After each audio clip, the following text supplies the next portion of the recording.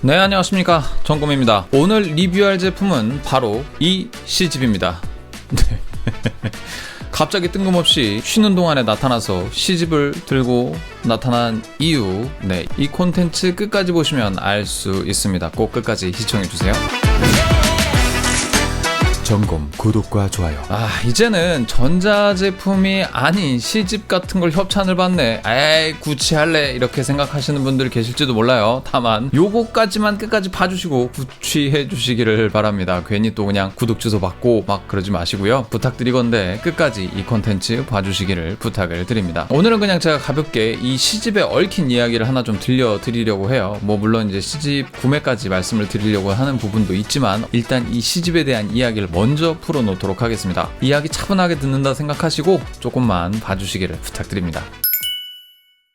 일단 제가 리뷰어니까 먼저 이 C집을 좀 리뷰를 해볼까요? 네, 일단은 표지는 굉장히 고급스러운 표지로 만들어져 있습니다.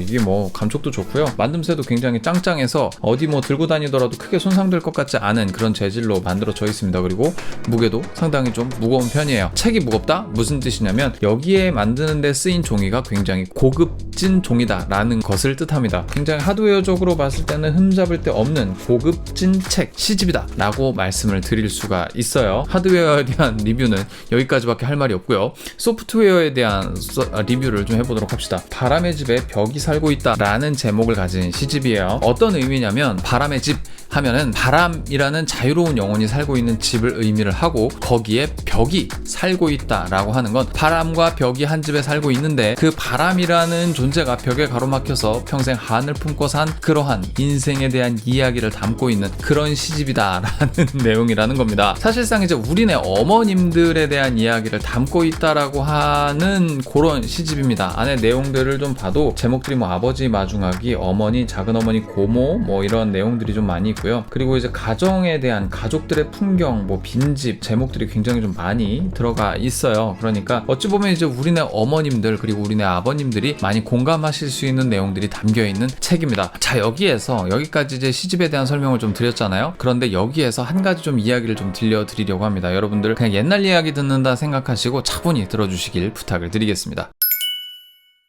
1957년 충남 당진에서 한 여자아이가 태어납니다. 이름은 김영순이고요. 어려서부터 이제 천식을 앓고 있어서 병약했었던 여자아이였습니다. 학업과 문학에 대한 꿈이 상당했었던 여자아이였어요. 그래서 당연히 고등학교까지 진학할 거라 생각했었답니다. 하지만 그때 당시에 시골 동네 분위기가 어땠냐면, 여자가 초등학교만 나와서 일하면 되지 뭐하러 중고등학교를 가냐, 돈도 없는데, 요런 분위기였다고 해요. 그때 당시 초등학교 입학했을 시기는 1965년대, 우리나라가 한참 경제성장을 하는 초반기에 있었던 그 시기죠. 그러다 보니까 이제 여자들이 사회생활을 한다는 건 꿈도 꾸기 어려웠던 시기였기에 중고등학교의 진학은 좌절되고 있었던 상황이었습니다. 그런데 그나마도 그녀의 아버지가 좀 이렇게 교육적으로 좀 깨인 분이셨어서 중학교까지는 진학을 시키셨다고 해요. 이 영순이는 중학교에서 학업을 이어가면서 문학에 대한 꿈을 키우기 시작을 했다고 합니다. 그때 당시 당진에 있는 중학교에는 소규모 도서관이 있었다고 해요. 이 영순이는 책 읽는 거를 굉장히 좋아했었는데, 얼만큼 좋아했었냐면 이 도서관에 있는 모든 책을 섭렵할 정도로 책을 굉장히 좋아했었다고 해요. 그래서 자연스럽게 책도 많이 읽고 공부도 열심히 했었으니까 고등학교에 대한 진학을 꿈꾸기도 했었답니다. 하지만 그녀의 그 학업에 대한 열망은 여기서 중단되게 될 수밖에 없었습니다. 영순이까지 학교에 보낼 수 있는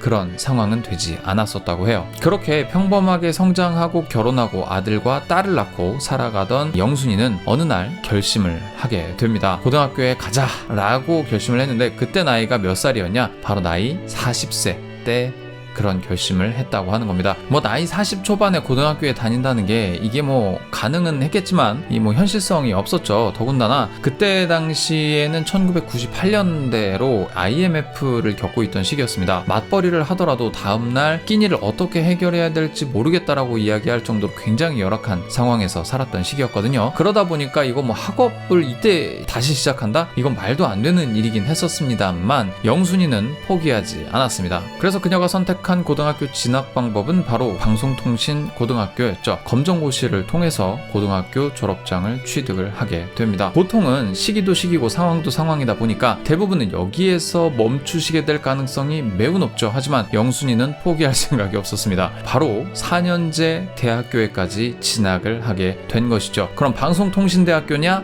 아닙니다. 정말 정식으로 수업을 들어야 하는 4년제 대학교인 평택대학교에 다니게 된 겁니다. 심지어 그의 딸과 함께 공공학번으로 입학을 하게 되죠. 그래서 딸과 함께 대학교 생활을 하게 되는 굉장히 신기한 풍경이 그려졌다고 해요. 그런데 여기에서 우리가 의문이 들죠. IMF인데다가 4년제 대학교, 더군다나 또 사립대학교입니다. 그렇다면 이 학자금을 어떻게 해결했냐라는 의문이 드실 분이 계실 거예요. 이 영순이는 입학 허가증을 받고서 굉장히 고민에 빠졌다고 해요. 학자금이 어마어마했기 때문이죠. 그때 당시 돈으로 거의 한 200만 원에서 300만 원 사이쯤 되는 엄청 큰 돈이었습니다. 고민에 빠질 수밖에 없었죠. 그런데 그렇게 고민을 하던 어느 날 그녀의 아버지가 그녀와 그녀의 남편을 긴급 호출을 하게 됩니다. 당진으로 말이죠. 그래서 그 두 사람을 앉혀놓고 이렇게 말씀을 하셨다고 해요. 내 딸학비는 내가 낼 테니 자네 딸학비는 자네가 내게 라고 영순이의 남편에게 그렇게 이야기를 했다고 합니다. 그렇게 말씀을 하시면서 평생 농사지어온 전답을 팔아서 마련한 쌈짓돈을 그 부부 앞에 내놓게 됩니다. 내심 영순이의 아버지도 딸아이를 학교에 보내지 못한 데에 대한 한이 있으셨던 거죠. 그렇게 당당하게 4년제 대학교에 다니던 영순이는 거기서 멈추지 않고 2001년 한맥문학이라는 문예지를 통해 당당히 시인으로 등단을 하게 됩니다. 등단을 하면서 김소혜라는 필명을 짓고 시인으로 활동을 하게 되죠. 네, 맞습니다. 이 이야기의 주인공은 바로 이 시집의 저자인 김영순 씨에 대한 이야기입니다. 김소혜 시인에 대한 이야기죠. 그리고 그분은 저의 어머니이십니다.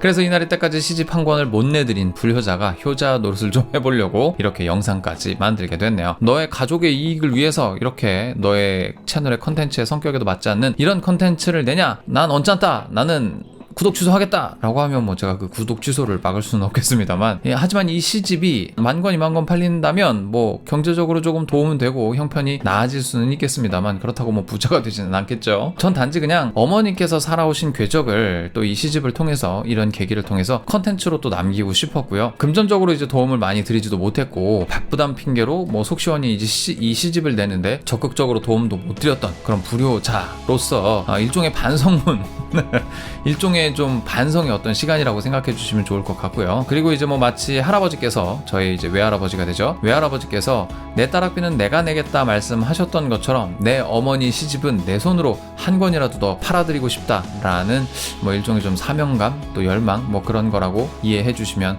감사드리도록 하겠습니다. 제가 드린 이 말씀으로 인해서 이 김소혜 시인의 살아온 인생 역경이 좀 궁금하시다, 궁금증이 생겼다 하시는 분들은 첫 번째로는 이제 제가 요 컨텐츠 밑에다가 본문란에 제 이메일 주소를 남겨놨습니다. 제가 지금 갖고 있는 어머니께서 사인해주신 그 시집이 20-30권 정도 지금 남아있거든요. 그래서 이 메일을 통해서, 메일 주소를 통해서 여러분들이 이름과 전화번호 그리고 집 주소를 보내주셔야 됩니다. 이렇게 보내주시면 제가 요 시집을 한 권 한 권 포장을 해서 여러분들께 택배로 보내드리도록 하겠습니다. 그리고 또 혹여나 또 이걸 뭐 이 시집을 직접 사지는 않으시더라도 서점에 들리셔서 꼭 이 모양입니다. 이 모양, 이렇게 생긴 시집을 매대에서 발견을 하시게 된다면 꼭 반드시 한 번이라도 이렇게 살펴봐 주시고 시 한 줄이라도 꼭 읽어봐 주시기를 간절히 좀 부탁을 드립니다. 이 컨텐츠를 보시고 그래도 좀 그 기나긴 인생을 살아오는데 고생을 참 많이 했다 라고 생각하시는 분들이 계시다면 밑에 이제 링크를 걸어놓을 거거든요. 이제 쇼핑 태그에 이제 링크를 걸어놓을 겁니다. 거기다가 걸어놓을 테니까 구매까지도 해주실 수 있으시다면 감사드리도록 하겠습니다. 구매도 해주시고 하신 그 여러분들의 그 마음 모아서 더 좋은 컨텐츠 만들어 드리고 또 여러분들께 다시 되갚아 드릴 수 있는 유튜버로 성장하는데 자양분으로 삼도록 하겠습니다. 여기까지 컨텐츠 시청해 주셔서 감사드리고요. 나가실 때 구독과 좋아요 꼭 눌러주시는 거 잊지 말아 주셨으면 감사하겠습니다. 저는 이제 쉬는 기간 나머지마저도 쉬고요. 6월 18일 2달 뒤에 여러분들께 다시 돌아오도록 하겠습니다. 그럼 다음에 다시 만나요. 곰빠.